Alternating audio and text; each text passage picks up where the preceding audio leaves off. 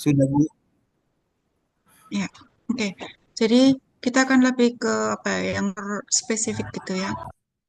CFA, ya, CFA, Content Analysis.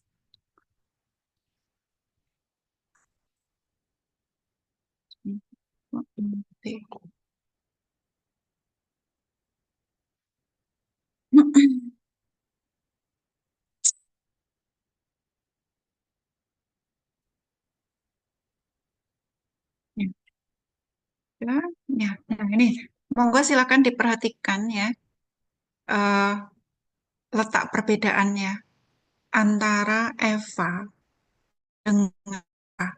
Dia sama-sama merupakan analisis faktor. Ya, saya beri waktu 1 sampai 2 menit.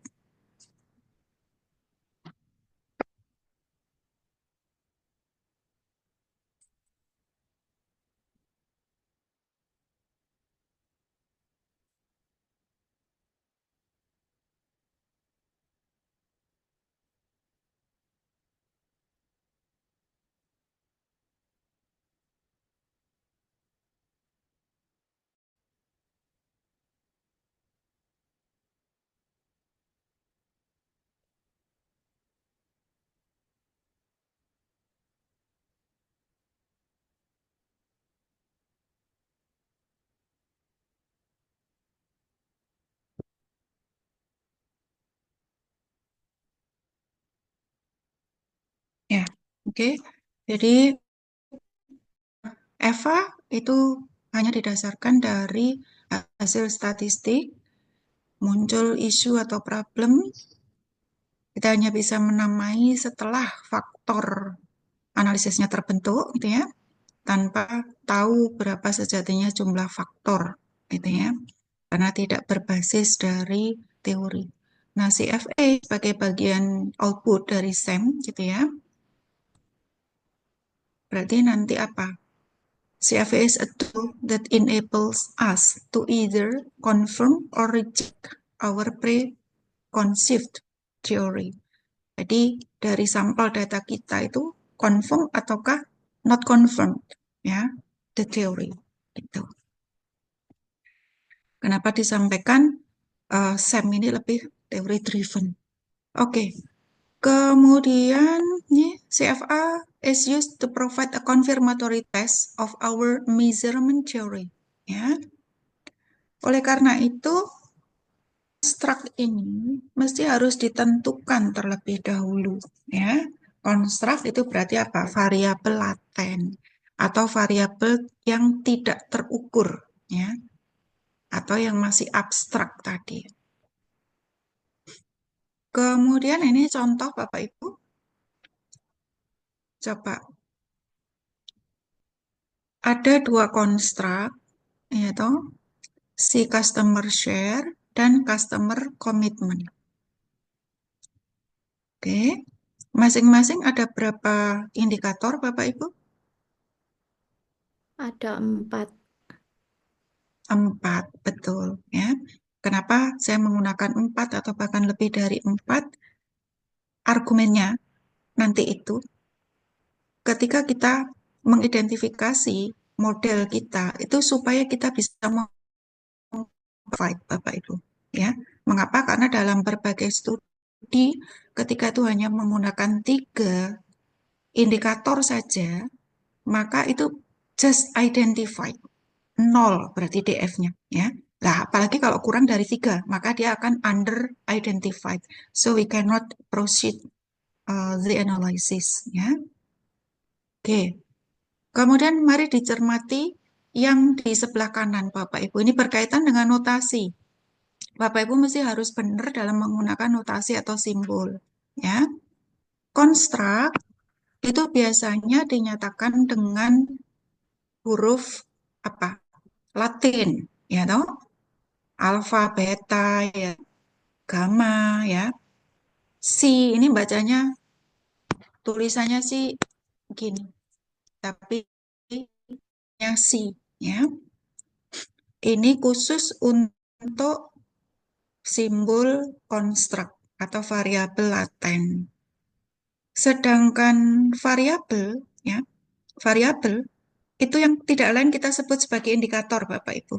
Ya, penamaannya adalah menggunakan huruf alfabet, ya, huruf alfabet A, B, C, D, E, F, G itu, ya. Nih, sudah. Loh, terus ini apa ya ini? Dan ini apa yang di tengah? Ya, 1 sampai dengan delta 4 sampai delta 8 bahkan. Itu apa yang kita sebut dengan error, ya toh? Tapi errornya siapa? Error di model pengukuran, Bapak Ibu, atau measurement errornya. Oke? Logikanya, ketika nilai D1 sampai D8 ini sangat besar, berarti indikator-indikator yang Bapak Ibu gunakan X1 sampai dengan X8 itu tidak bisa mengukur dengan tepat construct customer share. Betul? Mm-mm. Nah, kemudian indikatornya apa lagi? Yang tengah itu lambda X11, lambda X21, and so on. Ya, ini mencerminkan apa? Apa yang kita sebut dengan faktor lupa itu.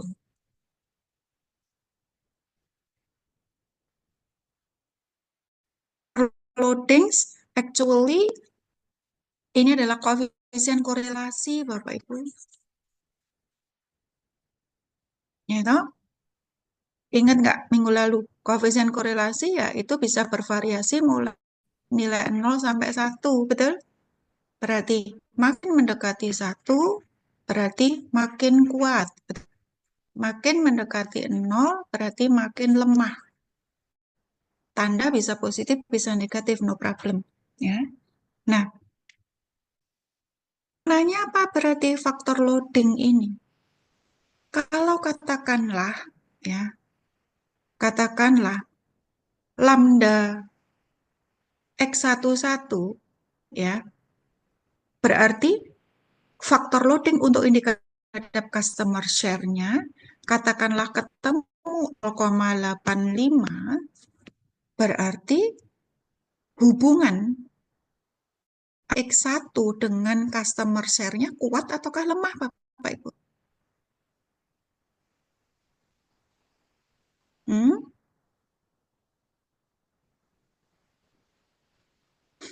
Kuat atau lemah? Kuat. Halo? Kuat. Nah, maknanya apa? Berarti si indikator atau faktor X1 ini mampu, ya, mengukur dengan baik customer share. Betul? Dan baliknya, ketika faktor loadingnya kan X4 ini ketemu nanti 0,2, berarti dia makin lemah, betul? Berarti dia tidak menjadi pengukur yang tepat bagi customer share. So we have to drop, ya. Kenapa kemudian saya selalu menyarankan, tolong ya nanti indikatornya jangan terlalu sedikit jumlahnya. Buatlah minimal 5. Kenapa? Karena untuk antisipasi jika ada yang harus di-drop, supaya Bapak Ibu tidak terjun 2 kali ke lapangan, terutama kalau menggunakan data primer. Ya toh? Gitu. Jadi kita kan mesti harus berpikir strategis, betul? Itu. Oke, jelas ya. Jadi sekali lagi faktor loading sebetulnya itu adalah koefisien korelasi. Berapa minimal yang diperbolehkan? 0,5 Bapak Ibu itu sudah boleh. Ya, di berbagai literatur yang 0,5. Akan lebih baik lagi kalau 0,7, 0,8 pokoknya mendekati 1. Ya, berarti pengukur yang baik atau pengukur yang tepat. Ya. Oke, saya lanjutkan.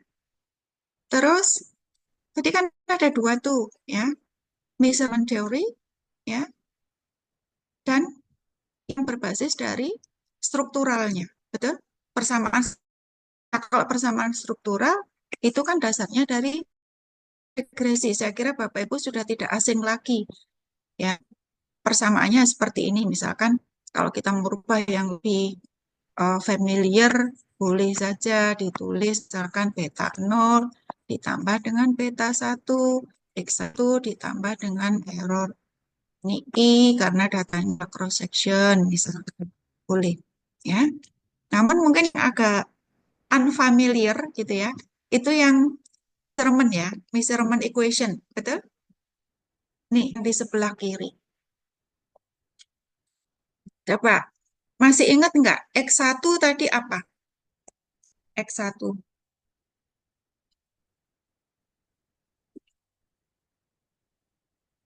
X1 tadi apa? X1 tadi ada tor Bapak Ibu. Ya toh? Dari pertanyaan-pertanyaan yang ada di kuesioner Bapak Ibu. Kemudian lambda X1 ini tidak lain apa? Faktor loading. Halo? Kemudian ini apa? Variasi. Ya toh? Kemudian ini error. Ya toh? Measurement errornya. Oke, clear ya? Nah, ini jarang banget gitu ya ditampilkan di analisis hasil. Orang lebih senang untuk membahas yang di ya. Oke, saya lanjutkan gitu ya. One of the biggest advantages of CFA or SAM is its ability to assess ya, the construct validity of a propositional measurement theory. Ya. Nih, berarti kita akan melihat validity tesnya. Nah, nanti ukurannya macam-macam tadi. Yang sudah saya contohkan tadi ketika kita menggunakan yang faktor loading. Betul? Mm-mm. Ya. Nih tadi boleh menggunakan minimal 0,5 akan lebih ideal.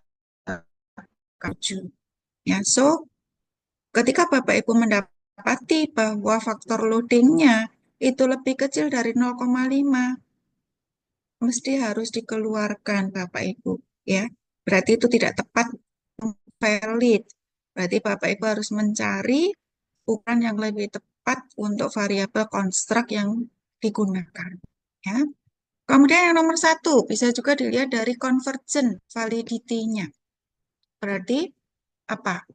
Share a high proportion of variance in common. Ya. Berarti ini nanti nilainya akan dalam bentuk persentase maupun proporsi. Berarti makin besar nilai convergent validity-nya, makin valid. Ya. Kemudian yang ketiga bisa dilihat dari VI-nya. Ya. Minimal juga menuntut 0, itu adequate convergence. Ya. Kalau kurang dari 0,5, berarti errornya ini makin besar, Bapak Ibu. Betul? Deltanya tadi itu, deltanya. Ya, saya lanjutkan. Kemudian reliability itu dilihat dari mana? Dari nilai CR, construct reliability-nya. Berapa? 0,6 sampai 0,7 itu acceptable. Ya, lebih baik kalau 0,7. Ya, high construct reliability semakin reliabilitas konstruknya indicates that internal consistency exists. Betul? Berarti nggak perlu validitas atau reliabilitas eksternal. Gitu. Ya, lanjut. Nah, terus seringkali terjadi pertanyaan tuh, berapa per konstruk? Item ini boleh dibaca sebagai indikator, Bapak Ibu. Ya, no? More items atau variabel terukur atau indikator are not necessary, tidak selamanya itu lebih baik. Ya, apa gitu ya? Karena semakin banyak jumlah indikator, maka akan menuntut jumlah sampel yang juga lebih banyak. Ini tadi di penjelasan sesi 1 itu kaitannya dengan nilai degree of freedom Bapak Ibu. Yaitu seperti gas dan rem tadi. Ya. Oke. In practice, minimum of 3 items atau preferably 4. Ini saya ambil dari bukunya Hare, Bapak Ibu. Nanti kalau Bapak Ibu butuh e-booknya, saya ada, akan saya share. Ya. Namun kalau saya secara pribadi, saya tidak menggunakan 3 atau akan menggunakan 5. Tadi itu, untuk antisipasi jika ada yang tidak valid. Ya. Supaya kalau Bapak Ibu menggunakan data primer, tidak ya pengambilan datanya di lapangan. Oke, ini tadi sebenarnya sudah ya. Coba monggo silakan Bapak Ibu cermati untuk meng-highlight kembali ya makna dari identification ini. Silakan.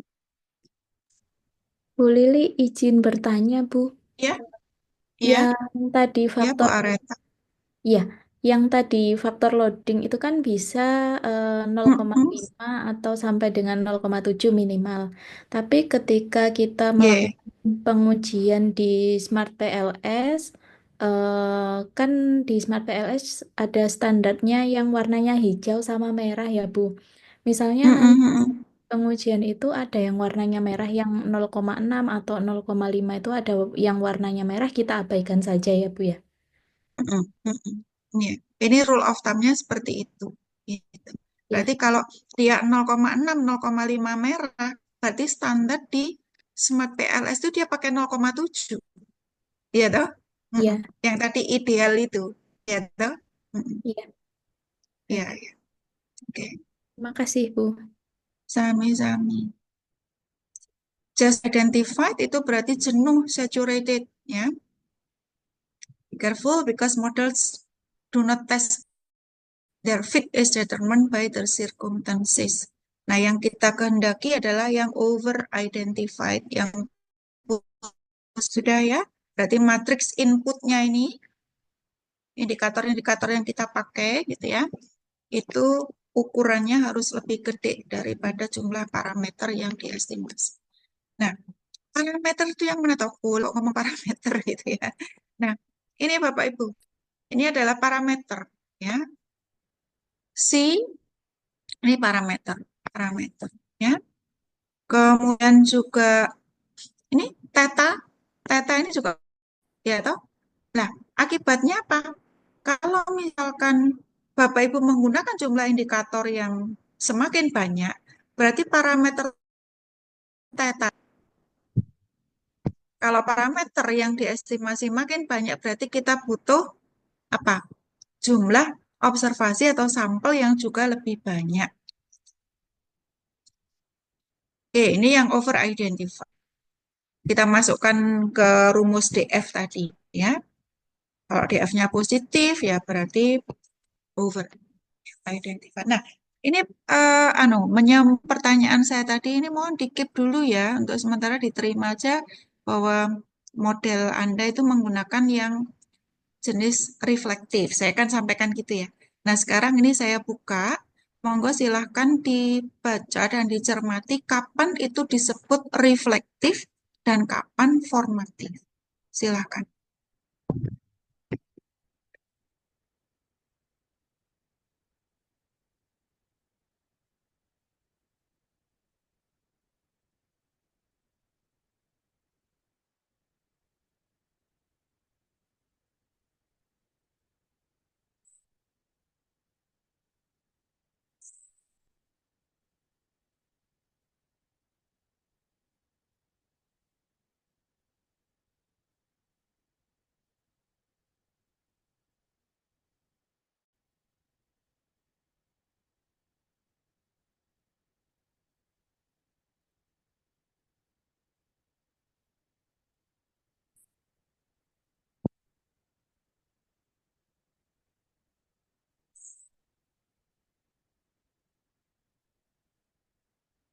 Nah, hati-hati, si CFA ini mengasumsikan bahwa jenis hubungan indikator dengan variabel konstruknya itu bersifat reflektif.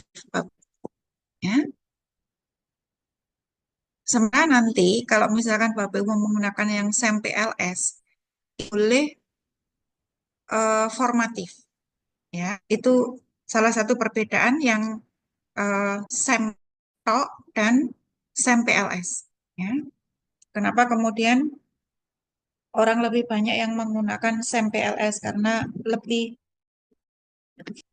terus based on the idea that latent construct cause the measured variables. Ya, so the errors are drawn from latent construct to measured variables. Jadi tanda panah itu dibangun atau digambar dari variabel konstruk ke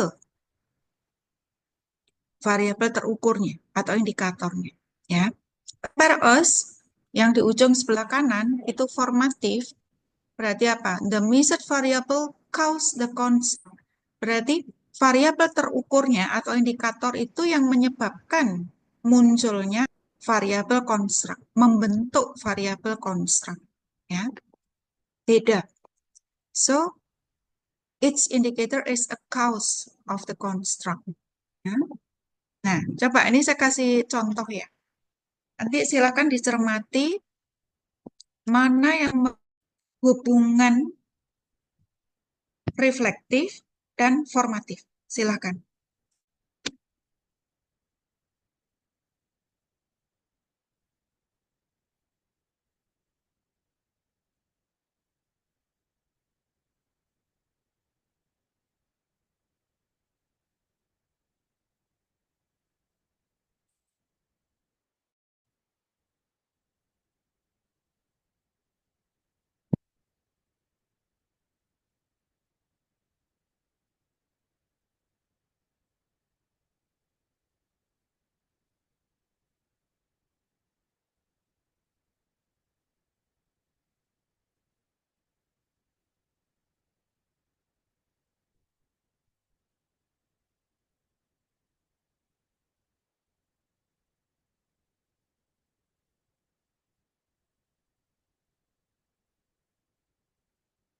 Silakan, ada yang mau mencoba menjawab? Yang sebelah kiri itu yang reflektif, Bu. Sebelah customer commitment. Iya, Itu reflektif ataukah formatif? reflektif Mm-mm. karena yang Mengapa? customer commitment itu nantinya karena komitmen itu mereka akan membeli brand X mungkin karena biaya itu kemudian akan menceritakan tentang pembayaran dari brand X itu nanti mungkin supaya teman-temannya membeli eh, brand X itu. Kemudian Hmm. kalau sebelah kanan itu social class index itu disebabkan oleh educational level, occupational prestige, dan income. Seperti itu. Oke. Ya, baik. Kita telah satu persatu ya. Betul bahwa customer commitment ini adalah variabel konstrak di mana hubungannya dengan individu itu bersifat reflektif. Artinya apa? Bahwa customer commitment itu bisa diukur ya atau dicerminkan oleh ya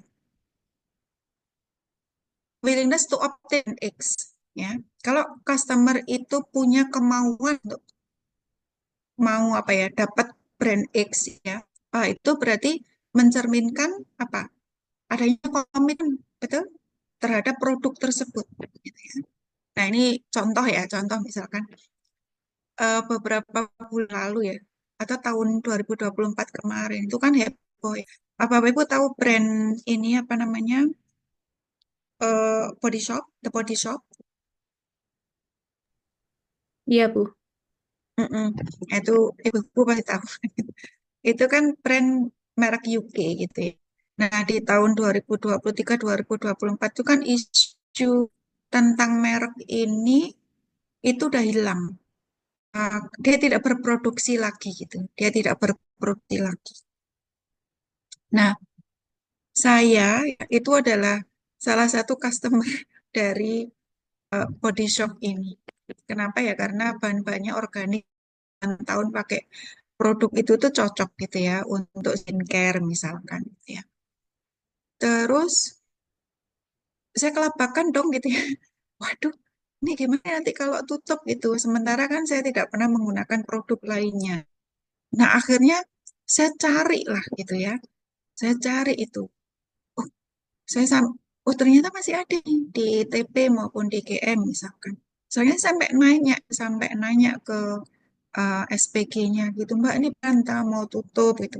Oh enggak Bu, itu cuman isu karena memang proyek besarnya yang di UK apa untuk vaksinnya itu udah ini, tapi kalau untuk pemasaran di Indonesia tidak gitu. Terus akhirnya saya berpikir lagi gitu kan, saya berpikir lagi kalau eh, pabriknya aja udah tidak produksi, ini kan jangan-jangan cuman menyelesaikan untuk yang sudah diproduksi ya, ya. Berarti nanti ini akan discontinued nih produk ini kan. Itu kegigihan saya untuk sampai mencari produk ini. Itu menunjukkan bahwa saya punya komitmen gitu ya terhadap produk. Itu ceritanya. Terus satu lagi, telling friends itu juga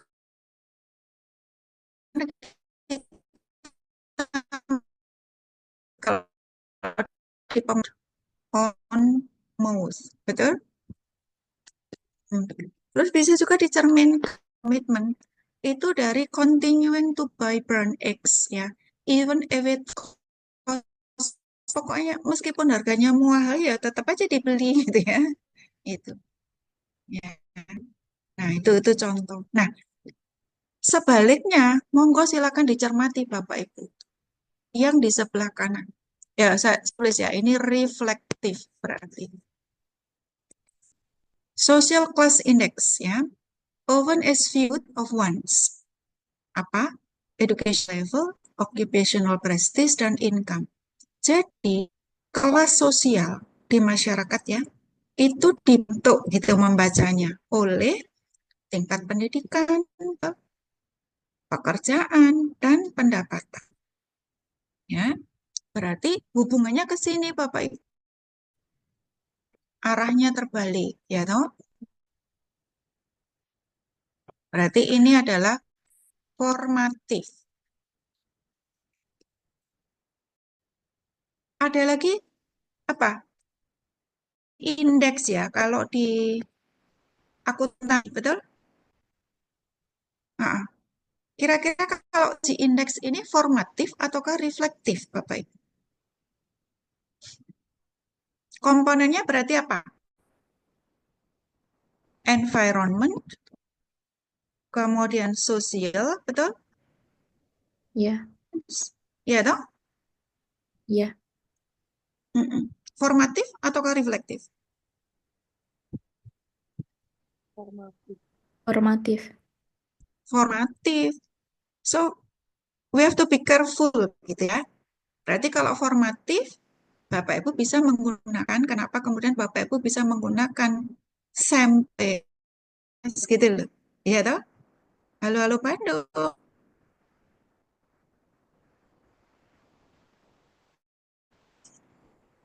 Halo,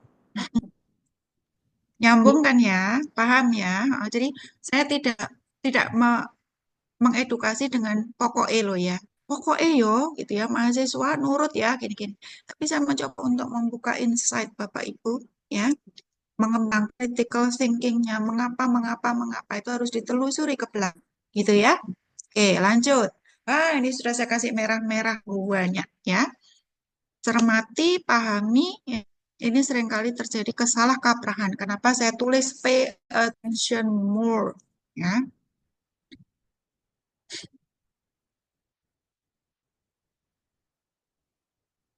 CFA ya, tadi menggunakan reactive indicators itu boleh mulai dari pengukuran ordinal. Berarti ini ordinal kan apa? Level apa, jenis variabelnya, kuantitatif ataukah kualitatif?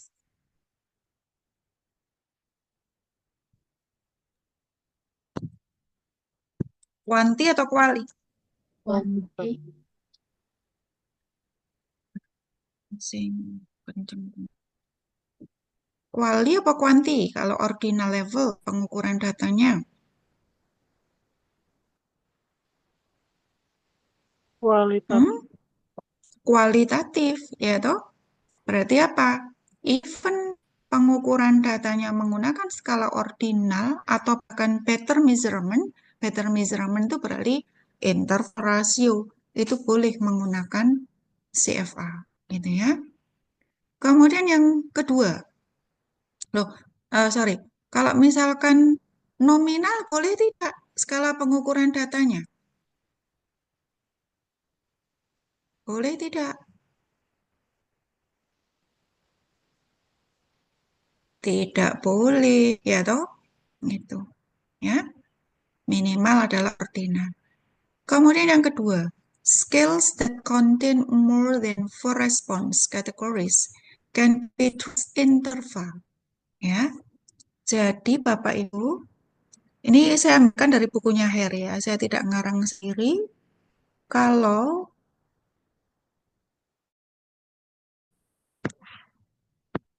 jadi misalkan eh, apa ya, indeks kepuasan misalkan satisfaction index.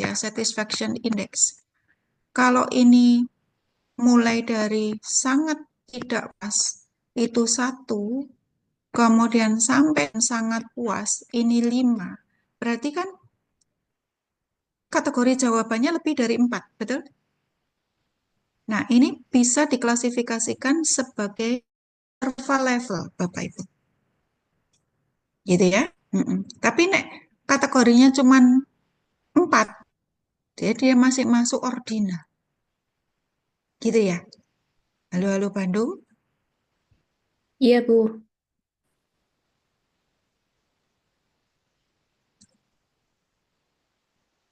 Yang ketiga, all the items indicating a factor need not be of the same scale type. Jadi, tidak semua faktor itu harus punya skala pengukuran yang sama. Misalkan di variabel X1 katakanlah menggunakan skala pengukuran interval ya. Kemudian di yang lain menggunakan ordinal. Nah, itu boleh Bapak Ibu, tapi konsekuensinya ini loh, longer computational time ya. Jadi sistem itu akan mengolah butuh waktu yang lebih lama, intinya begitu ya. Oke, kenapa kemudian peneliti itu cenderungannya memilih yang sama gitu. Kemudian ini identification problems ya. Identification problem. Nah, ini seringkali apa tadi? DF-nya 0 ya toh? Berarti apa tadi? Just I ya toh? Nih. Ini akan ditemui ketika Bapak menggunakan hanya 3 indikator, Bapak Ibu. Itu baru DF-nya 0. Padahal yang diperbolehkan itu ketika DF-nya pada positif. Positif itu lebih dari 0. Ya, itu. Ini apa gitu ya? Ini, very large standard errors. Jadi nilai SE-nya dari hasil estimasi Bapak Ibu itu gede banget. Gitu. Ya, tahuan di situ. Kemudian an inability of the program to invert the information. Ini biasanya nanti akan ada warning di sistem. Uh, modelnya itu just identified atau bahkan under identified.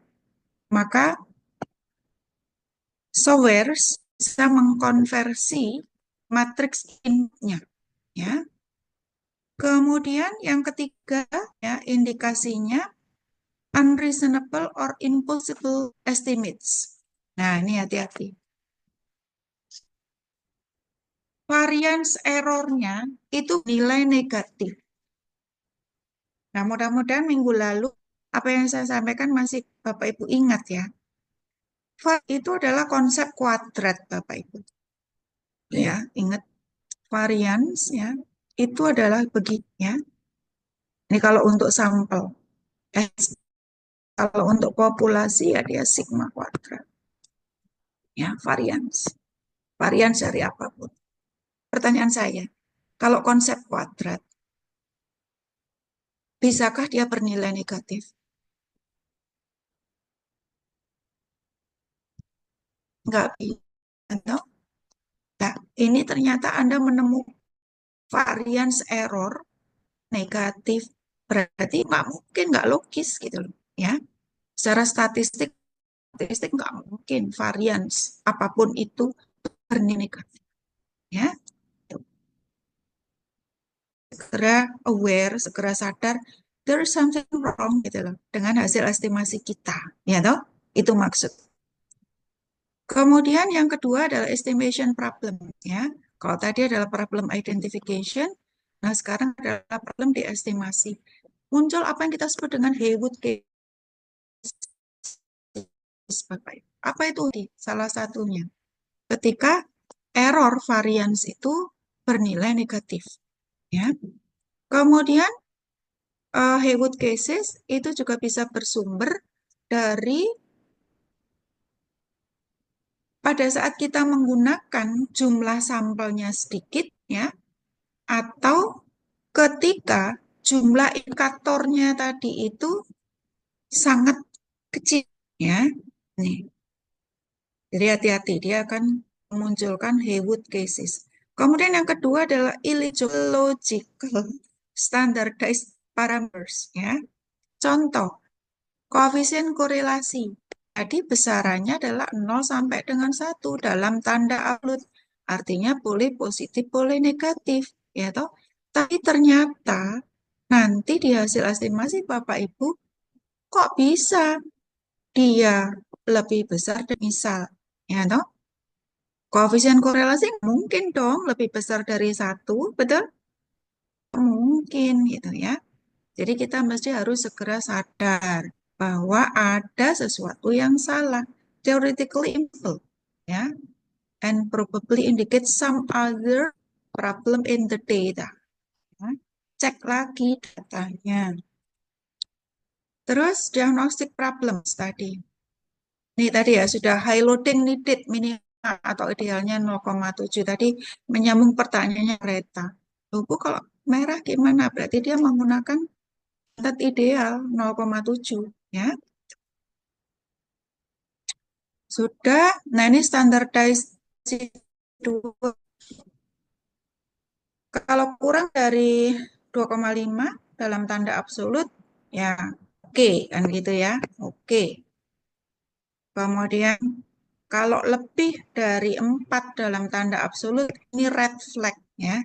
Jadi kalau anak-anak sekarang tuh generasi milenial, Z dan seterusnya, itu dia pas orang ini itu sudah saya kenal sejak sekian puluh tahun lalu di statistik gitu ya, red flag, ya toh? Berarti tidak recommended gitu loh, ya toh? Oke, lanjut. Nah, ini saya lewati aja modification index ya. Nah, ini tadi sudah ya bolak-balik saya sampaikan.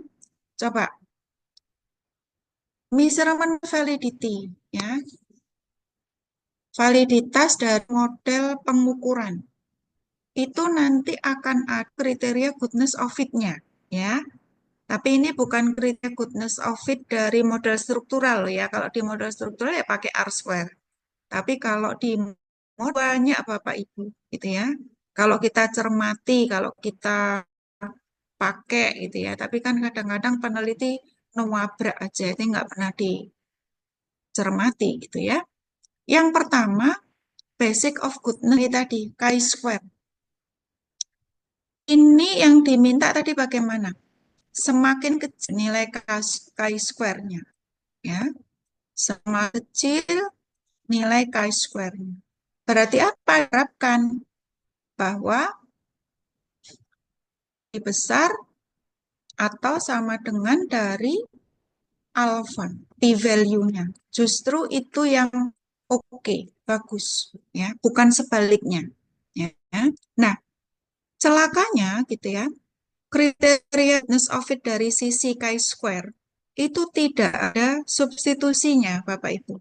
Ya, maka dari itu, ketika kriteria goodness of fit model pengukuran dari chi tidak baik, tidak bagus, maka Bapak Ibu biasanya kebingungan. Ya, sekali lagi kita cek ya, chi-square ini df-nya adalah bergantung dari 1 dikali dengan C-1 berkaitan dengan kategori dan kolom pada matriks input yang kita pakai, ya. Berarti ini berhubungan dengan jumlah vektor Bapak Ibu, ya, tapi tidak berhubungan atau jumlah sampel. Oleh karena itu, kalau terjadi problem di chi-square-nya, maka jangan menambah jumlah sampel, tapi cek balik jumlah indikator yang Bapak Ibu gunakan dan bandingkan dengan jumlah parameter yang diobservasi. Ini adalah parameter. Kemudian yang kedua, kelompok yang kedua adalah absolute fit measures. Ya. Absolute fit measures ini bisa diwakili dari berbagai uh, ukuran ya, kriteria. Yang pertama adalah chi-square COF, kemudian GFI, adjusted GFI, RMSR, SRMR, RMSEA. Artinya, satu saja yang dipakai itu boleh. Tidak semuanya dicentang ya Bapak Ibu. Ya. Kemudian kelompok ketiga, ini yang kita sebut dengan incremental fit indices. Ya. Incremental fit indices. Berarti apa? Ada 3 ukuran ya, mau pakai NFI, mau pakai TLI, mau pakai RNI. Tapi yang sering kali dipakai adalah yang TI dan CFI. Boleh salah satu, semuanya. Nah, yang keempat adalah parsimony fit indices. Parsimoni. Jadi, parsimoni itu which model competing model is best. Jadi kita membandingkan model terbaik ya di antara sekian model yang kita propose ya. Nah, prinsip di parsimony fit ini sebetulnya ini Bapak Ibu, sudah saya kasih merah. Better fit or baik. Jadi kesederhanaan ya itu lebih bagus dibandingkan dengan yang kompleks Bapak Ibu. Ya. Itu sebetulnya parsimony fit itu seperti itu ya. Jadi orang statistik itu sebenarnya nggak suka yang kompleks sih, gitu ya. Tapi kalau model Bapak Ibu lebih sederhana tapi mampu menjelaskan fenomena yang kompleks itu, maka akan lebih dipilih dibandingkan dengan model yang complicated. Nah, ini ada 3 kriteria, boleh ya, salah satu yang dipakai.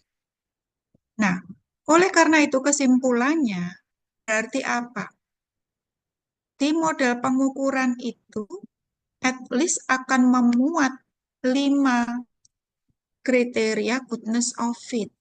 Ya, chi-square value, one absolute, one incremental fit index, one goodness of fit index, dan one badness of fit index. Nggak harus 13-13-nya dimunculkan. Jelas ya? Oke. Nah, selesai ya. Apakah ada yang perlu didiskusikan? Lebih cepat ya.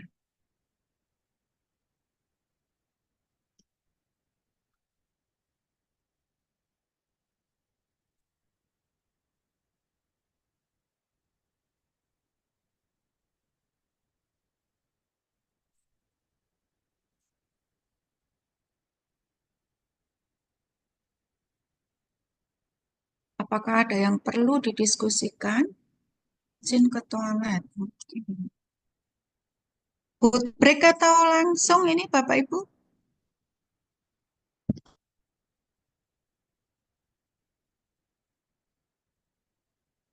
Bisa diterima dengan baik, jelas? Bisa, Bu. Oke. Baik.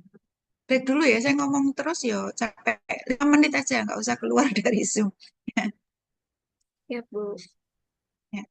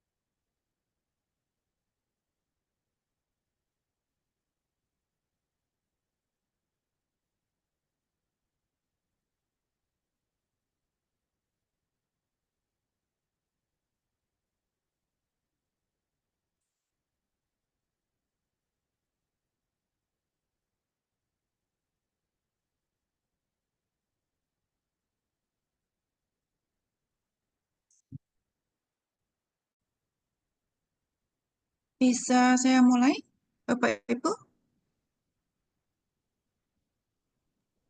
Bisa, Bu. Baik, Bu. Oke. Ini nanti kalau misalkan katakanlah saya selesai ya, saya selesai memberikan materi sampai katakanlah sekitar jam bisa kurang atau lebih. Nah, alhamdulillah gitu ya. Cuman nanti sebagai pengganti ya, karena tadi kemarin itu sudah saya infokan ke Mas Suham bahwa sesi 4 itu saya lanjutkan dengan pertemuan di 18.15, betul? Nah, jika Bapak Ibu setuju, saya buat lebih mudah dengan cara bagaimana? Saya selesaikan materi saya, namun kemudian saya nanti kasih tugas. Jadi kan sebetulnya waktu 50 menit apa mengajar kali 3, katakan kali 2, itu sebetulnya kan bukan hanya dosen tok gitu loh yang berceleh, betul? Nah, itu bisa juga pemberian tugas mahasiswa. Nah, jadi ini ceritanya Bapak Ibu, saya tuh punya 2 artikel yang itu menurut saya itu bagus sih untuk memberikan pemahaman dari sisi praktik penelitian akuntansi. Nah, oleh karena itu ini nanti saya akan bahas pelan-pelan ya. Kemudian Bapak Ibu hanya saya minta untuk pengganti pertemuan yang 18.15 itu untuk PPT ya, poin-poin yang bisa disampaikan dari 2 artikel ini. Apakah Bapak Ibu setuju? Jadi tidak perlu bertemu di Zoom meeting. Halo? Nanti Ya, boleh, Bu. ke Tuhan sebagai ketua kelas, biar dikirimkan ke email maupun ke WA, gitu ya, dalam satu folder. Terus tugas ini berkelompok Bapak Ibu, ya, ringan toh? Nah, silakan dipilih ya. Bapak Ibu mau bekerja sama dengan siapa? Satu kelompok 2 orang saja, ya toh? Kalau di sini ada berapa orang? Ada 9 atau berapa orang total, Mas Suman?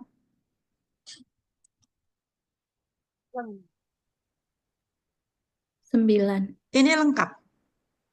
Satu kelompok yang isi 3 orang. Ya, gampang toh? Ya. Halo, halo Bandung. Ya, iya, Baik, iya, Bu. Bu.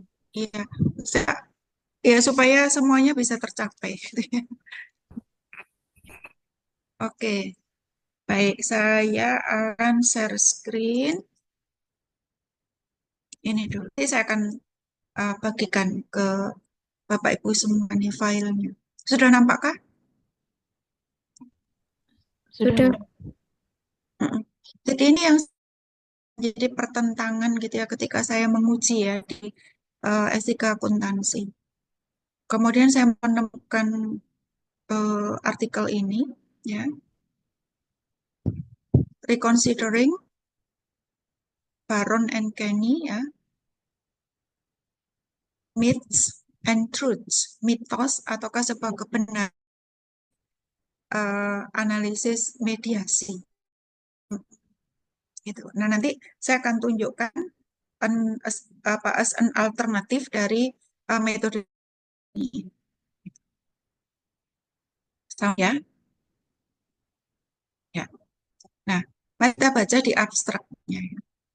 Baron and Kenny's procedure for determining if an independent variable, a vec ya, a dependent variable true.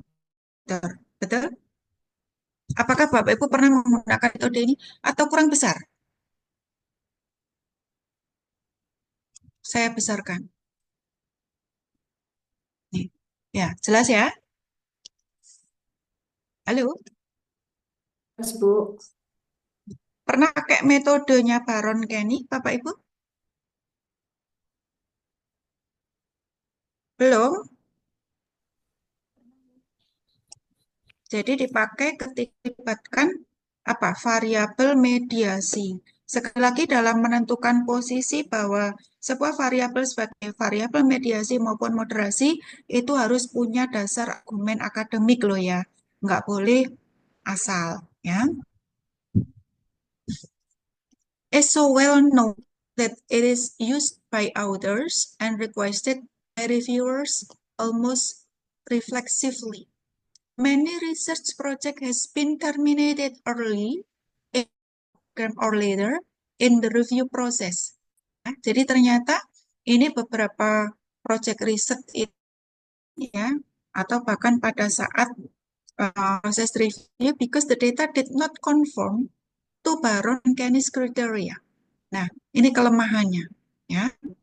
While the technical literature has disputed some of Baron and Kenny's tests, this literature has not diffused to practicing researchers. We present a non-technical summary of the flaws in the Baron and Kenny logic, some of which have not been previously noted. Yeah. We provide a decision tree and step-by-step procedure for testing mediation. Ya. Jadi kalau di Baron Kenny itu kita mesti harus menggunakan apa step by step ya, prosedur untuk bisa membuktikan si mediasinya. Apakah misalkan full mediation atau partial mediation, begitu kan ya? Nah, terus ini tadi sudah ya saya kasih garis bawah. Nah, mungkin, nah kan seperti ini ya. Ya toh? Berarti ini adalah M-nya adalah mediatornya atau mediation variable-nya. Ya. Nah, terus ini nanti kita akan menggunakan Z-test ya. Rumusnya kan seperti ini ya. Bapak Ibu. Kemudian dia akan, sorry ini harusnya sini dulu. Note that condition C requires significant test for the direct path. C, ya, C. Path A, B, and C are tested and estimated by equation 1, 2, 3. Ya. Berarti Bapak Ibu, ini kan efek langsungnya toh, betul? Efek langsung. Berarti ini adalah efek tak langsung melalui mediasi. Nah, problemnya di sini, note ya, that condition C ini berarti apa? Efek langsung requires significant test for the direct path. Ya, berarti ini harus signifikan Bapak Ibu. Ya toh? Signifikan. Nah, problem jika di ujian S3 independen kedependennya yang direct effect itu dia nggak signifikan. Tapi modelnya mediasi. Harusnya kan nggak bisa, betul? Ya, ini kesalahkaprahan yang terjadi. Ingat loh ya, sudah ditulis di sini bahwa itu harus signifikan dulu. Ya, karena itu adalah mean variabelnya, apa mean relationship-nya, betul? Tuh. Nah, kemudian kita cek gitu ya, M, mediasi tadi, berarti melalui I1 dan AX, ya, di sini kan. Ini adalah koefisien, ini adalah variabelnya, betul? Kemudian D-nya sama ya, tuh. Nah, ini prosedurnya. Baron and Kenny then state, ya, to test mediation, one should estimate the three following regression equation. Jadi mesti harus ngetes satu persatu, Bapak. First one, regressing the mediator, the independent variable. Berarti meregres variabel mediasi terhadap variabel apa? Independen, bebas, ya. Kemudian yang kedua, regressing the dependent variable on the independent. Berarti meregres variabel tergantung dengan variabel bebasnya. Dan yang ketiga, regressing the dependent variable on both the independent variable and on the mediator. Berarti duanya, betul? Gitu ya, prosedurnya. Ya.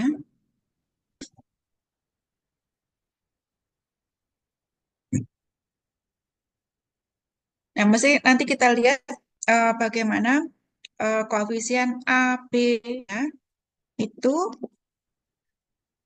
terus nanti eh, kita bisa menentukan apakah dia partial mediation ataukah full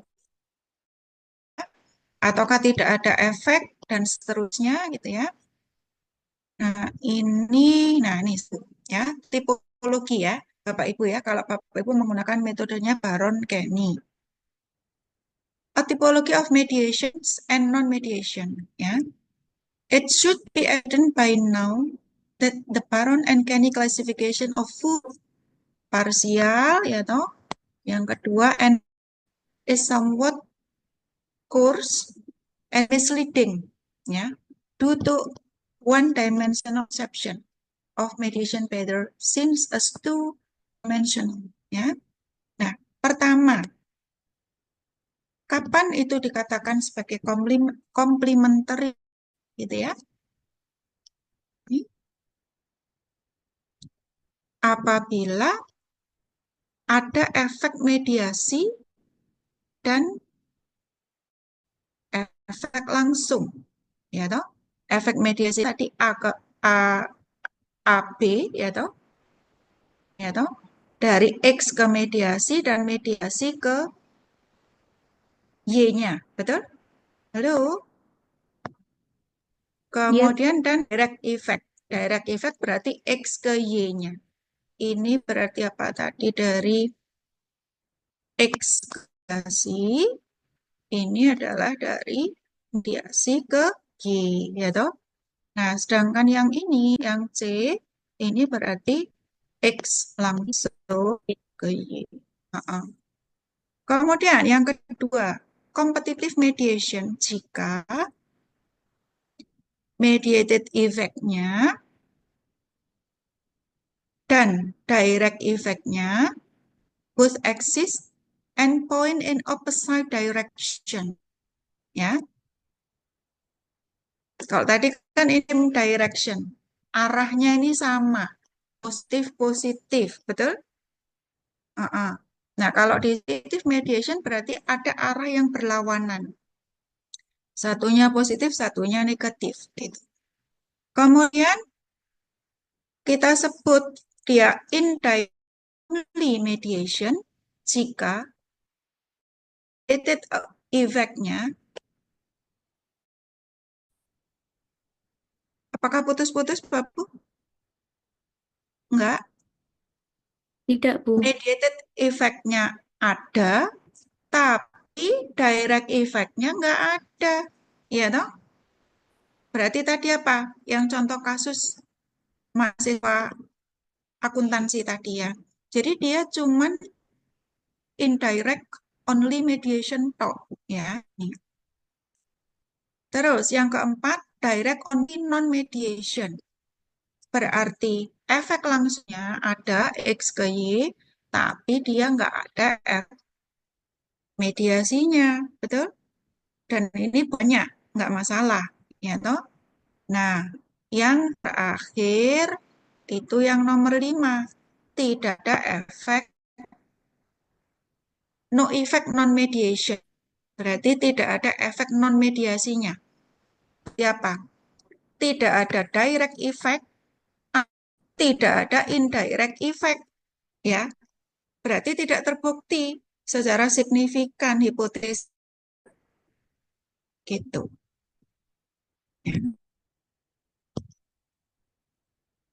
Oke, nah ini uh, diagramnya gitu ya, apa namanya ya, uh, decision tree ya, diagram pohon gitu ya. Kalau di statistik ya,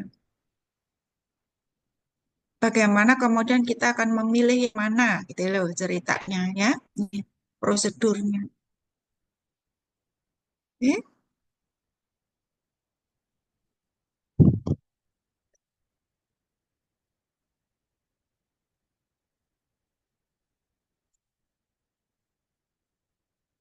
Ya, ini sudah oke. Karena ini menggunakan apa? Ada yang pakai SPSS, ada yang pakai SAS ya. Ini ditunjukkan ya outputnya. Contoh nanti Bapak Ibu bisa cek kali. Nah, terus ini saya tutup dulu ya. Saya akan masuk ke sini. Sudah nampakkah? Sudah. Sudah, Bu. Ini saya lebih menarik ya, lebih menarik. Ini boleh aja menggunakan datanya Baron Kenny, boleh juga menggunakan yang baru. Dan coba cek Bapak Ibu, ini baru terbit artikel ini di tahun 2023 ya, untuk memahamkan kita ya. A practical guide to using path analysis ya, mediation and moderation in accounting research ya. Jadi ternyata bisa kompleks gitu hubungan itu, bukan hanya sekedar mediasi atau moderasi tok gitu ya nanti, tapi bisa mediation moderation ya. Mari kita lihat abstraknya. We use plain English, sorry ya, ini terasa ini ya. Many theories in accounting research can be conceptualized as mediated, moderated, mediation models to investigate simple and complex hypothesized relationships. Ya. Analyzing these models capture the dependent nature of an entire set of relationships rather than attempting to make piecemeal inferences from a series of individual regressions that may not be as revealing, ya, mengungkap, ya, even yield misleading inferences. Jadi ini sebenarnya untuk mengkritisi gitu ya model si Baron Kenny tadi, ya.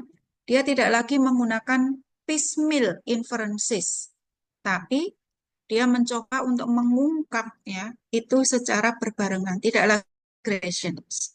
Oke? Halo? Ya, Ya. Bu. We introduce tools that have bit theory, ya. Number of inferential tests that are relied on. Jadi mereduce atau mengurangi lah gitu ya. Sejumlah tes ya, inferential statistiknya gitu ya. And writing for inferential test of moderated mediation that do not rely on distributional assumption. Ya, jadi keuntungannya banyak, Bapak Ibu. Apa tadi? Mereduce, ya toh, jumlah uji, ya. Kemudian yang kedua juga dia tidak didasarkan dari asumsi distribusi normal. Ini seringkali menjadi kendala bagi para peneliti. So, solusinya apa gitu ya? We provide two examples from published research to illustrate and apply these concepts. Ya. Tools for analyze include, nah apa yang kita dengan proses itu di HACE. Nah nanti and structural equation modeling. Jadi nanti akan tools dua alat analisis ini, proses, HACE, dan SAM. Jadi kita between the two tools. Oke? Seperti apa?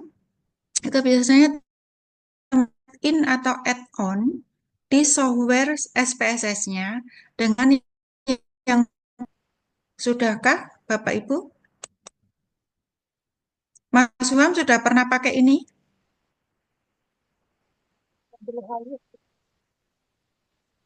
Hmm? model Hayes nih. Kalau Hayes saya belum, biasa saya pakai Nah, Baron sama Sobel. ah. Oh, mungkin untuk propose disertasinya boleh deh dicoba ya. Ayo kita pahami satu persatu ya. When writing about moderation, you have the opportunity to tell the silent word that things aren't as simple as they have seemed or been assumed to be, and that are conditions that must be placed on our understanding of the world. Ya, itu tulisan. Jadi, untuk kita bisa menentukan apakah dia moderasi atau mediasi, ya, itu dasarnya dari teori empiris, ya toh? Nih. Mediation and moderation through path analysis are increasingly used in accounting research, ya. Nih, ternyata publikasinya udah banyak gitu ya. Ini cerita gitu ya. Nah, mediation is used to investigate teori kausalitas that relates an independent variable X and dependent variable Y. It seeks to explain why X influences Y. Kenapa variabel X itu berpengaruh terhadap Y. The mechanism underlying the basic hypothesis relationship. Ya, dasarnya adalah dari bagaimana Anda hipotesiskan di penelitian itu. Ingat bahwa hipotesis ini teori dan empiris gitu. Mediations means that X affects Y indirectly, ya. Ini the influence of the mediator M, ya. Sehingga secara lebih gampang maka kita bisa tulis seperti ini, ya. Oke, ini penjelasannya, ya. We strongly believe that the steps in research project are two, ya. Coba. First, theory and hypothesis before gathering data. Jadi jangan dibalik, ngumpulin data dulu, gitu ya. Tapi ternyata conceptual framework-nya belum ada, betul, dan hipotesisnya belum ada. Then test this hypothesis on data using appropriate methods. Jadi kesesuaian metode itu juga menjadi penting. Makanya pengetahuan kita tentang jenis variabel yang kita skala pengukuran data itu juga ikut menentukan metode atau teknik analisis mana yang tepat untuk bisa membuktikan hipotesis Anda. Gitu. Oke, ini sambil saya skip ya. Ini tadi apa full mediation macam-macam gitu ya. Nah, mungkin akan lebih gampang ya ini. This paper is organized as follows ya. Oke. Nah, yang pertama is mediation, moderation, and moderated mediation analysis. Yang pertama dulu mediation. Ini masih gampang, ya toh? Ini saya perkecil sebentar.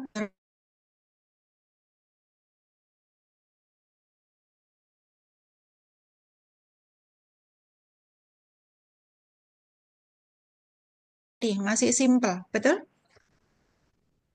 Berarti apa? C1 aksen, ini adalah untuk direct effect-nya.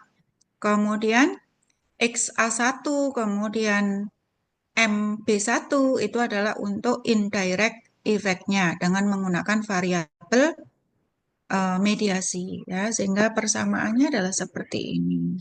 Ya. Oke. Kecepatan, kalau kecepatan saya mohon di cut ya. Kemudian tipe yang kedua, coba Anda lihat di sini. Kalau tadi kan mediatornya hanya satu toh, betul? Berarti single mediation. Nah, coba Anda cek di sini. Ada berapa variabel mediatornya, mediationnya?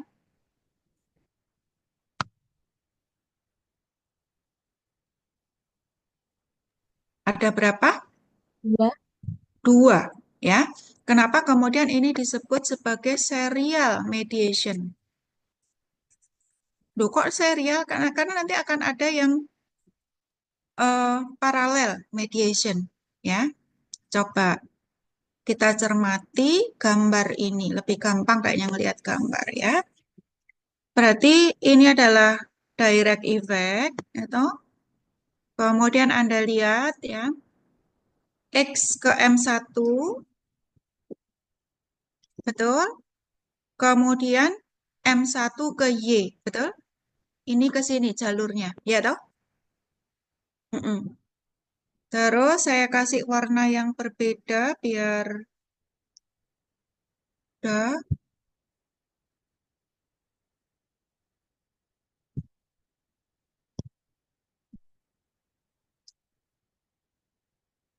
Saya kasih biru ya. Yang kedua itu ketika mediasi yang kedua.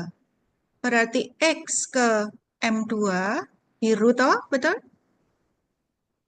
Bola. Ya, ya Ha-ha. Bu. Kemudian M2 ke Y, berarti B2, betul? Mm-mm. Terus kenapa kok dia disebut dengan eh, serial mediation? Karena nanti juga Anda akan membuktikan dia tidak hanya sendiri-sendiri pengaruh mediasinya, tapi juga apakah mediasi satu dan mediasi dua itu juga berhubungan Bapak Ibu. Berarti ini yang kuning, betul? Untuk bisa membuktikan ada tidaknya serial mediation. Halo-halo Bandung, Iya, Bu. Iya, Bu. Iya, Ibu. itu ya. Berarti ada berapa uji hipotesis ini? Satu, betul? Yang utama loh ya, belum yang kecil-kecil. Berarti yang merah-merah, betul? Yang Ya, biru-biru ya toh? Kemudian yang serial mediation. Yang kecil-kecil itu misalkan X ke M1, betul? M1 ke Y, X ke M2, M2 ke Y gitu. Ya, sudah ya? Clear? clear. Ya. Berikutnya ini saya ini dulu deh. Saya hapus dulu. Tidak mau.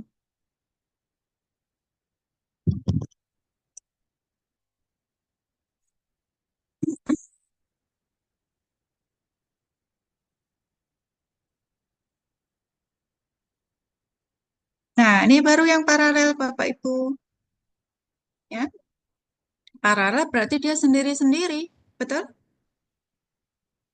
Halo, sama. Ini tadi adalah direct effect, ya toh? Kemudian X1 ke Y melalui M1, katakanlah saya kasih warna pink. Ini. Kemudian, ini lebih gampang sih strukturnya gitu ya. Yang biru berarti kayak ini jalurnya. Ya. Berarti ada berapa uji hipotesis utama di situ? 3, Bu. 3. Oke, good. Ya. Terus, bentar.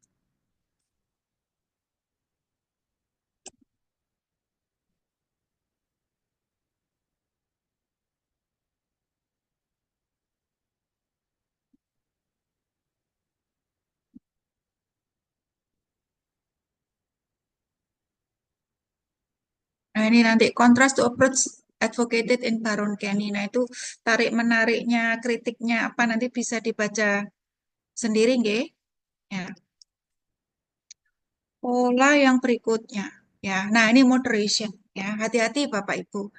Ini seringkali kayak yang saya temui itu Bapak Ibu bakalan ribet gitu ya. Ketika ada apa namanya tanda yang berbeda ya. Maksudnya apa? Bentar ya. Namanya aja variabel moderasi. Ingat nggak pada saat menjelaskan experimental design pakai ANOVA, sebetulnya kan itu didasari dari interaksi antar variabel, betul? Ya, interaksi itu kan bisa positif, bisa negatif, bisa juga tidak ada interaksi. Ya toh? The same way analog ini akan dipakai gitu ya di variabel moderasi. Maka dia akan bisa positif, negatif maupun nol. Positif berarti itu memperkuat, Bapak Ibu, strengthen the relationship between X and Y. Ya, memperlemah berarti dia tandanya negatif, berarti weaken, ya, weakening itu. Dan tidak ada interaksi, ya berarti tidak signifikan, ya, moderasinya nol berarti, ya. Tuh. Kalau tadi mediasi, nah sekarang moderasi.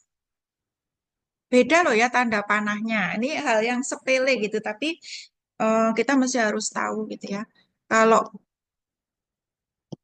bandingkan ya, ini saya tulis ulang aja. Kalau dia, ini tadi apa? X ya, ini Y ya. Kemudian di sini misalkan M toh ya, maka tanda panahnya begini Bapak Ibu. Betul? Ya, itu mediasi. Tapi kalau moderasi, yang dipanah itu hubungannya Bapak Ibu. X terhadap Y, betul? Nah, ini dia hanya menggunakan yang paling simpel, variabel moderasinya hanya satu, si W ini. Jelas? Berarti ada berapa uji hipotesis dalam hal ini? 2. Dua. Ketika dia X ke Y, ya no, nggak pakai variabel moderasi, dan ketika ada variabel moderasi. Ya, nanti kita bandingkan koefisien C1 dan C3-nya. In case ya, in case hubungan antara X ke Y ini harusnya positif, berarti apa? Ketika X-nya ini naik, maka dia akan berpotensi untuk menaikkan Y, betul? Contoh apa? Y-nya itu misalkan kinerja perusahaan, ya. Apa? ROA misalkan. Ya toh? Faktor X-nya apa? Faktor X-nya Expertise, apa? Hah? expertise, keahlian CEO, Keahlian CEO itu sebagai variabel moderator ataukah variabel X? Ayo. X, X berarti apa? Skills. iya, Skills. Skills CEO. Good. Kemudian moderatornya misalkan jenis kelamin. Apa jenis kelamin apa gender ya? CEO gender, betul? iya betul Bu. CEO gender. Ya toh? Katakanlah secara teoritis, empiris, bahwa laki-laki itu akan lebih bagus, misalkan gitu ya. Betul? Nah, berarti kan ini harusnya nanti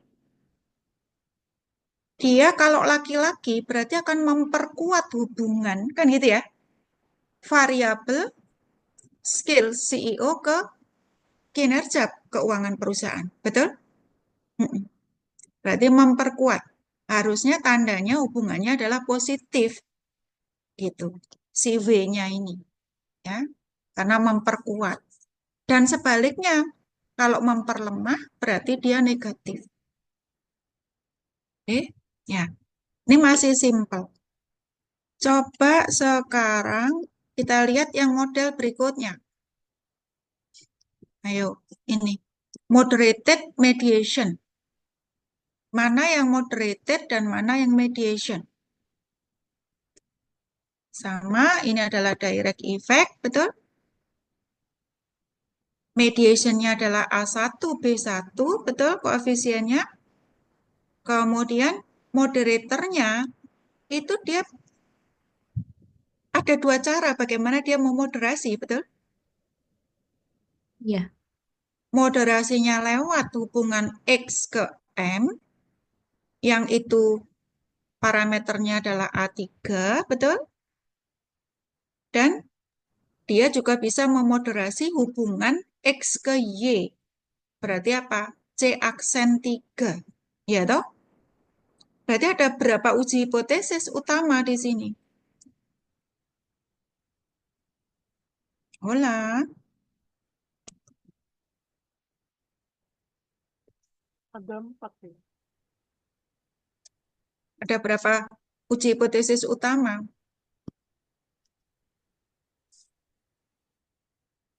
X ke Y, 1, betul? Kemudian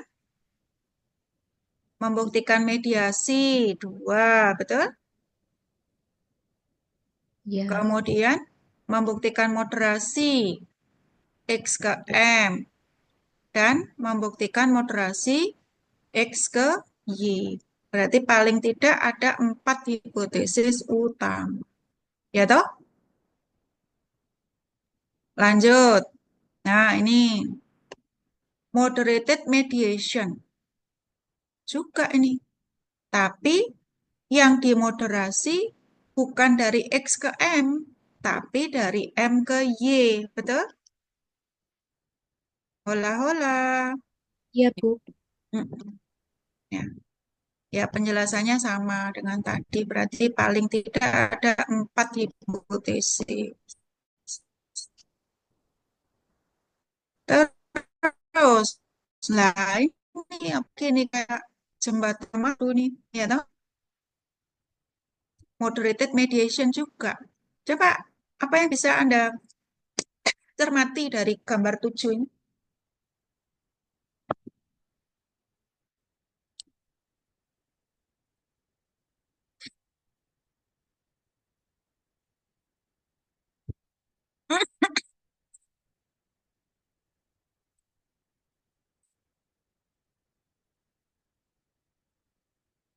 Bagaimana? Ini 1, ya toh? Kemudian ini moderator mediator, ya toh? Ini berarti 2, betul? Untuk membuktikan adanya mediasi. X ke Y. Nah, cara memoderasinya ini berbeda dengan 2 gambar tadi, betul? Ini dia moderatornya lewat hubungan X ke M, betul? Dan M ke Y, ya toh? Apakah variabel moderator ini, gitu ya, memoderasi hubungan ya X ke M dan M ke Y? Dah. Apakah masih ada lagi? Bu, boleh bertanya, Bu? Ya, silakan. Ya, yang terkait dengan moderated mediation ini sangat menarik, Bu, ya, kalau saya Mm-mm, dari itu. Cuma yang mm-mm, menjadi pertanyaan saya begini, Bu. Dalam model yang Ibu sajikan ini, itu kan rata-rata moderatornya adalah variabel yang berbeda dengan mediatornya, Bu, ya. Jadi mm-mm, ada 2 variabel berbeda. Nah, ketika dalam penelitian ternyata variabel mediasi itu juga menjadi moderasi, itu seperti apa, Bu, untuk apa pemodelannya? Apakah akan sama seperti ini atau langsung saja nanti yang dia memediasi juga langsung memoderasi hubungan X dan Y? Itu yang pertama, Bu. Yang kedua adalah ketika kita sudah menguji hubungan antara X, M, dan Y, ternyata kita menemukan satu previous research itu mengatakan bahwa Y itu bisa juga memediasi ke Y yang lain gitu. Jadi dia semacam sequential analysis. Apakah itu memungkinkan? mm-mm, Terima kasih. mm-mm. Ya, oke. Sekali lagi bahwa eh, untuk menjawab 2 pertanyaan tadi, untuk bisa menentukan jenis mediasi moderasinya seperti apa, itu kita mesti harus bisa menjelaskan secara teoritis dan empirisnya. Nggak boleh dengan menggunakan common sense. Ya toh? Gitu. Ini dari teori apa, dari risetnya siapa, gitu. Ya, terjawab, Suhan? Ya, Mm-mm, gitu. Kenapa kalau saya baca itu ya, eh, dan ini kalau di ruang ujian ya, pasti pertanyaannya itu nanti, loh kenapa Anda menggunakan variabel mediasi ini gitu ya, dan mengapa ini memoderasi dan seterusnya, itu selalu seperti itu. Ya, berarti Anda harus siap-siap argumen secara akademik yang kuat untuk bisa mempose kapan dia sebagai variabel moderator dan kapan dia sebagai variabel mediator. Ya toh? Sepanjang itu punya argumen, ya Anda aman gitu loh. Ya, berarti problemnya adalah bagaimana mengumpulkan literatur reviewnya berkaitan dengan penempatan moderator dan mediator variables. Gitu ya. Oke, saya lanjutkan.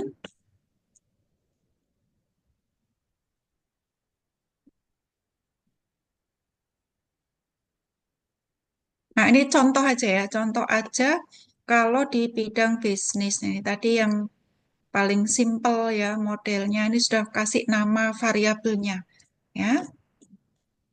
Nih, sudah ada nama variabelnya ya. Oke, ini sudah ada contoh-contohnya ya.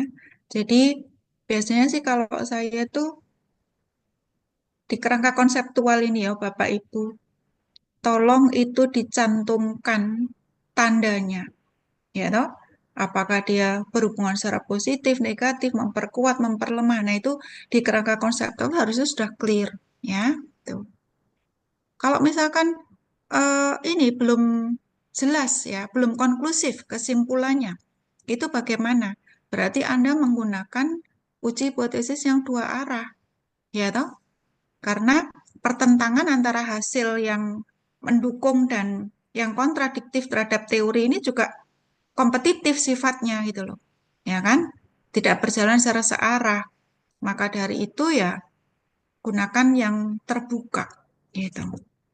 Diuji hipotesisnya. Ada pertanyaan lain? Nah, ini contoh-contohnya tadi. Saya Bu boleh lanjut tambah lagi Bu. Iya. Ya, jadi yang tadi Bu ya, tadi lagi saya apa jalan lagi. Nah, semisal misalkan dalam model kita ternyata Y-nya itu juga menjadi mediasi Bu bagi Y yang lain. Apakah itu memungkinkan Bu? Y-nya memediasi. Iya, Boleh digambarkan misalkan? Coba, supaya kita punya pemahaman tentang yang ditanyakan. Di sini aja. iya, Pakai annotate ya. iya. Misalkan di sini X ya, oh, oh, ini Y, kita punya mediasinya. Lalu ya di sini itu juga menghubungkan ke Y yang lain, Y2. Seperti itu. Mm-mm. Mm-mm. Ini begini. Mm-mm. Coba panahnya itu yang jelas.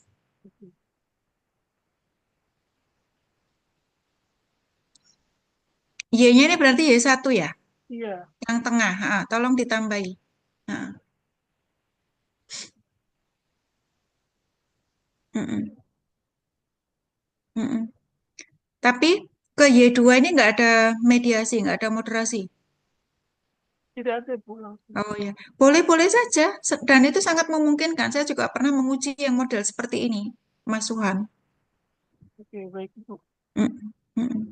Jadi Mm-mm. tetap sistemnya menggunakan metode Hayes itu Bu ya, atau misalkan dalam Sobel test itu udah bisa untuk mengidentifikasi model seperti ini. Mm-mm. Jadi kan masing-masing metode itu pasti punya kelebihan dan punya kekurangan, betul? Nah, nah kalau si Baron dan Kenny tadi kan dia step by step, betul? Nah, si proses Hayes itu dia menawarkan sesuatu yang lebih efisien gitu loh. Ya, ya monggo silakan mau pakai yang mana itu diserahkan kepada peneliti. Ya kalau saya akan lebih mudah untuk mengikuti yang di proses Hayes. Ya toh? Iya, oke. Halo halo Bandung.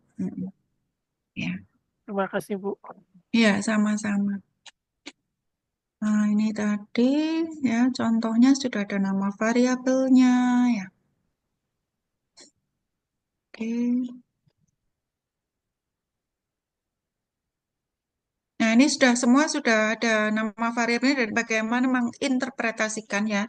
Nah, saya mohon nanti itu dituangkan dalam bentuk poin-poin yang ada di PPT dan silahkan, apakah ini kira-kira bisa selesai hari ini, Mas, Mbak, tugasnya dari meringkas yang di paper 1 dan paper 2 ini? Gampang toh, cuma berapa halaman nih. Cepet itu, ya. Ya wis. Nah, ini model lengkapnya ya. Mm-mm.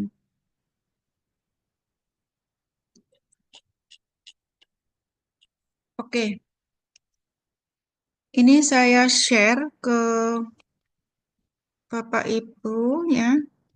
Jadi Bapak Ibu masih punya waktu ya untuk mendiskusikan dan menuangkan dalam sebuah PPT.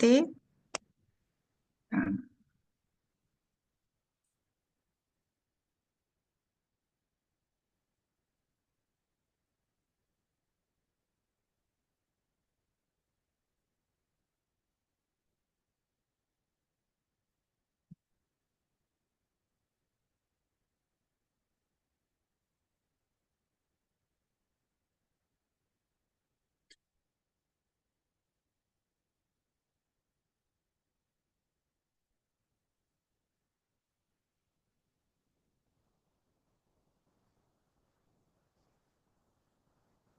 apakah materi PPT saya tadi dibutuhkan? Butuh, Bu. Ya, Bu. Oke, ini artikelnya dulu ya. Apakah Bapak Ibu sudah punya bukunya Her? E-booknya maksudnya. Belum, Bu. Belum. Oke, bentar ya saya carikan sekalian saja. Oh ini.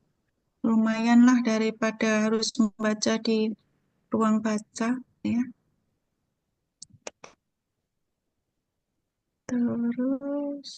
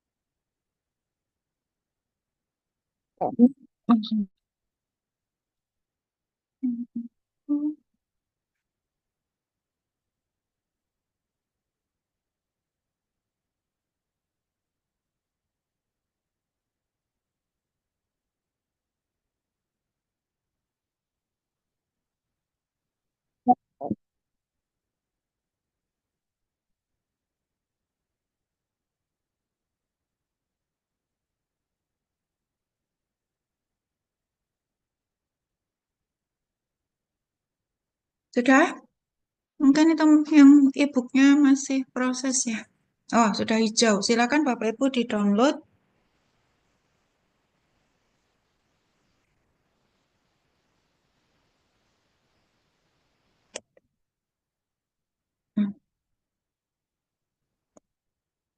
Nah, untuk kepentingan presensi, sesi 1 tadi berarti apa? Introduction.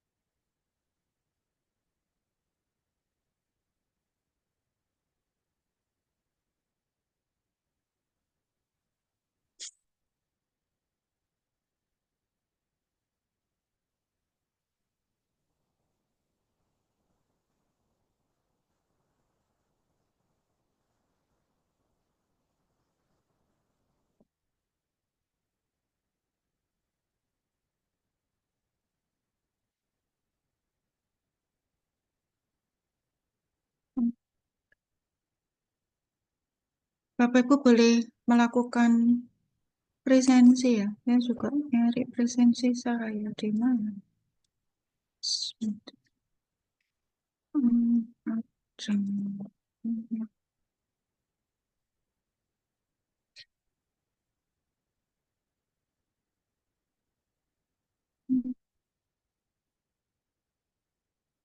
Berarti ini akan diselesaikan kapan, Bapak Ibu? Tugasnya?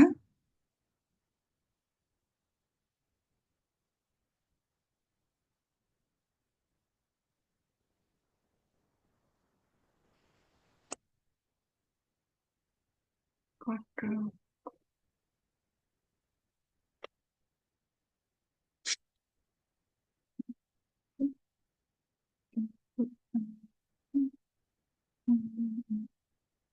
Harusnya tanggal berapa ya? Silakan disesuaikan dengan tanggalnya saja.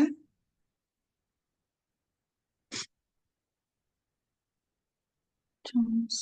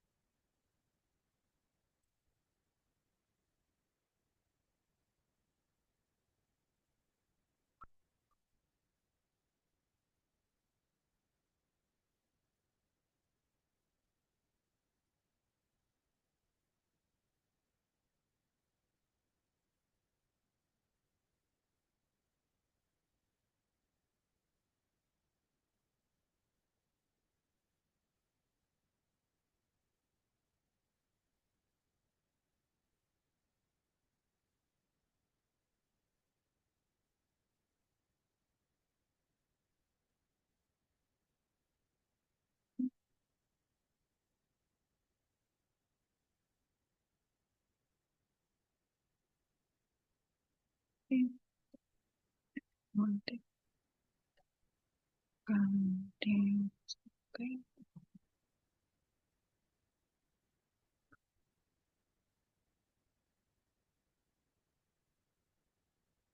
Bagaimana kalau jam 9 nanti malam? Mas Suham, halo? Ya, ya, Batas waktunya jam 9 nanti malam. jam 9 ya. Bu, ada Ya, perkuliahan lagi, Bu. Jam jam? jam 15 ya, Mas Suham. Literatur review. Ya, artinya kan Bapak Ibu masih punya kesempatan kan? Setelah ini saya tutup, ya toh? Masih punya kesempatan untuk nggarap, ya toh, ngerjakan. Bagaimana?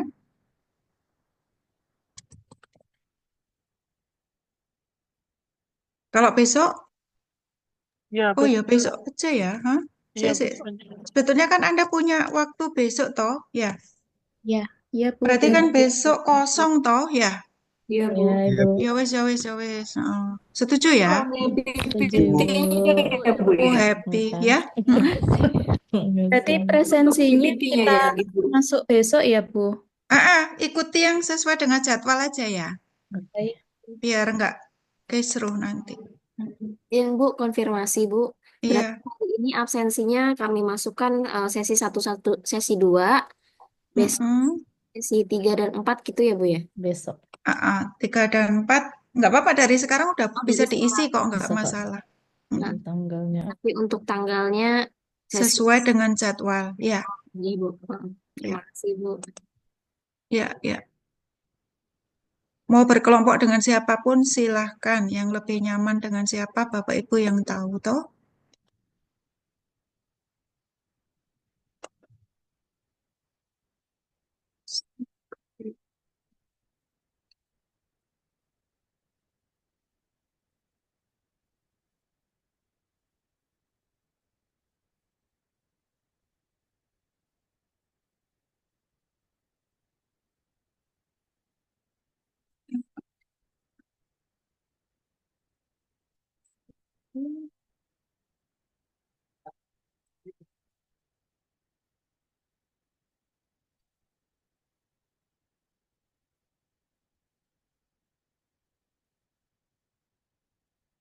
Nanti ngirimnya anu aja ya, di folder dimasukkan ke WA saya aja ya. Soalnya email saya sudah hampir penuh. Stiker. Yes.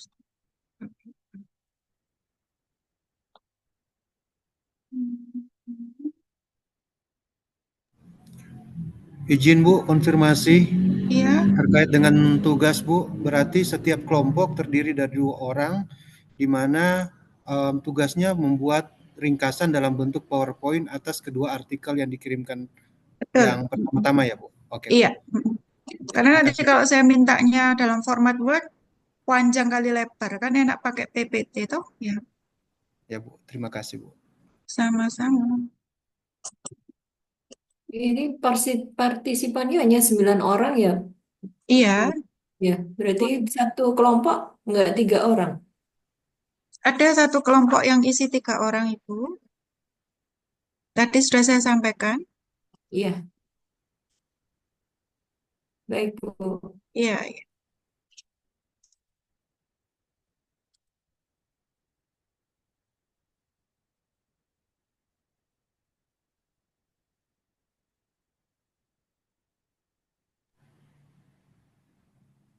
Ya. Jika tidak ada yang didiskusikan lagi, Bu, ya Bapak. mohon pertimbangannya Bu. Soalnya kalau ada satu kelompok yang 3 orang kayaknya nggak begitu adil. Apa bisa saya usulkan kalau dibentuk 3 kelompok aja ya Bu, biar 3 ya sama semuanya. Oh gitu, boleh, monggo silakan. Ya Bu, terima Ya, kasih Bu. ya, sama. Baik, cukup ya Bapak Ibu. Waktunya sangat banyak ya untuk nggarap ya. Besok batasan waktunya jam berapa, Mas Suham? Bagaimana Bapak Ibu? Jam berapa? Jam 10 atau jam 9 pagi? Kalau saya biasanya anak S1 tuh S1 S2 ya, saya bikin batasannya itu maksimal jam 16 jam 17 supaya malamnya itu bisa beristirahat gitu. Ya. Nanti kalau tak perpanjang masa malam Anda nggak istirahat, ya toh? Ya wes gitu ya. 16 atau 17 silakan dipilih biar malamnya bisa tidur nyenyak. Ya, Gitu oke. ya. Ya. Terima kasih Bapak Ibu. Semoga apa yang kita pelajari hari ini eh, bermanfaat ya. Bisa membuka atau menambah wawasan Bapak Ibu ya. Mohon maaf jika ada salah-salah kata dan sapalah saya jika Bapak Ibu bertemu dengan saya pada situasi yang offline. Karena kan kadang-kadang online dengan offline itu berbeda gitu. Oke, terima kasih. Saya tutup ya. Wassalamualaikum warahmatullahi wabarakatuh. Selamat siang. Terima kasih Bu Wah, waktu. Selamat siang Bu, makasih. Terima Waalaikumsalam kasih Ibu, warahmatullahi selamat wabarakatuh. siang. Selamat Iya, siang. mohon izin untuk lihat. Assalamualaikum.